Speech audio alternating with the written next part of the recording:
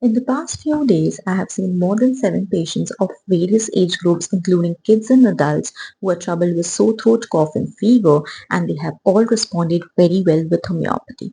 So, if you are still thinking whether to choose homeopathy for minor complaints such as cold, cough, and fever, now is the time.